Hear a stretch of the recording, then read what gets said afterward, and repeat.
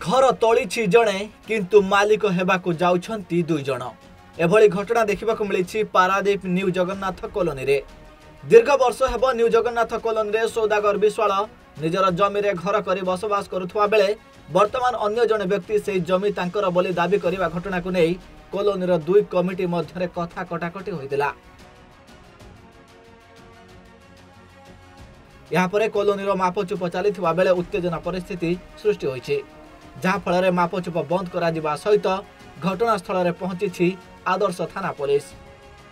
माप होइतिला काली माप होइतिला एपटे माप होइतिला तांकर कोन कहउछन्ती सी 3 डिसमिल जने कहउछन्ती हमर 3 डिसमिल अछि आ जने कहले हमर 4 डिसमिल अछि घर कहउछन्ती तांको कमिटी तरफरु कहले जे कि माने आंकर 3 डिसमिल आंकर 4 डिसमिल अछि जेतु आमे से कहले हम दु जन को नाम लिखि कि नेकी गलु लेखाई गला आज आसला पर कहू नाही हमर तांको नामटा कटा जाउ आमे तो से जने देलु तो से जा करियो फाइनल करियो आमे कोन करबो। सूचना अनुसार दीर्घ वर्ष हेब इफ्को कंपनी निर्माण समय निजर घर और जमी हराइथिबा व्यक्ति विशेष को एही न्यू जगन्नाथ कॉलोनी रे जमी प्रदान करा जायथिला। कॉलोनी रे सौदागर विश्वाल और सीताकांत परिडा जने व्यक्ति ठारू जमी किनिथिले। तेबे सौदागर विश्वाल निज जमी रे घर निर्माण करी बसवास करुथिले। वर्तमान कॉलोनी रे सेटलमेंट चलीथिबा समय रे सीताकांत परिडा हठात पहुंची सौदागर विश्वाल घर निर्माण करिथिबा जमी तांकर बोली दाबी करथिले, जहाको नै ग्रामर दुई कमिटी मध्य छकापंछा परिस्थिति सृष्टि होइतिला। आज कॉलोनी सेटलमेंट पाई तहसील ऑफिस आसीथिबा कर्मचारी माने हटहटार सम्मुखीन होइतिले। गोटे घर को दुई जण व्यक्ति निजर जागा बोली दाबी करबा नै कॉलोनीवासी मध्य चलीथिला जुक्ति तर्क।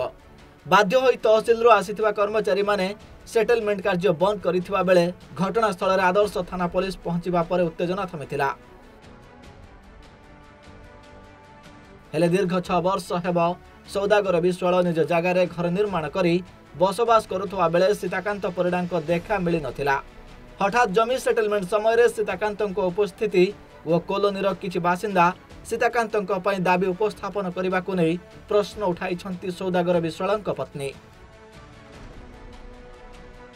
कौन 2 दिन है शांति श्रृंखला सहित मस्ती चलता आम चाहूँ बहुत कष्ट एक्चुअली जमी को अक्तर करने इफको आम चिठी कलु तहसीलदार को जलैलु आमर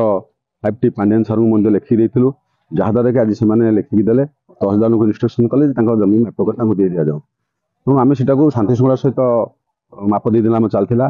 प्रथम आम सेक्रेटरी उत्तम मोर रही 3 दिन ठीक शांति श्रृंखला करूँ। गत काली जस्ट पोस्ट ऑफिस पाखे सौदागर विश्वाल घर पे माप है से 2टा ना चढ़ेदेले कि मुझे कह सत कह घटनाटा मुझे तो अपोजिट पक्ष देखनी 10 वर्ष है कि एक्चुअली सौदागर विश्वाल से घर कर आगुरी आम गाँ कमिटी से जन आडभांस आगुआ लोक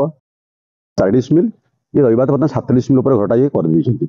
प्रकृत 7 डिसमिल कि 4 डिसमिल से तो मपामपी जापर ये घरटा हूँ आमर आम एठी सब घर पाई नथिलु जगह पाई नथिलु आम कंपनी इफको संगे आमर देवाल सेपटे थिला जगह सेपटू जितेबाला कंपनी आमको छाड़ा 25 एकर जगह ता भितर आमको सब विस्तारित कर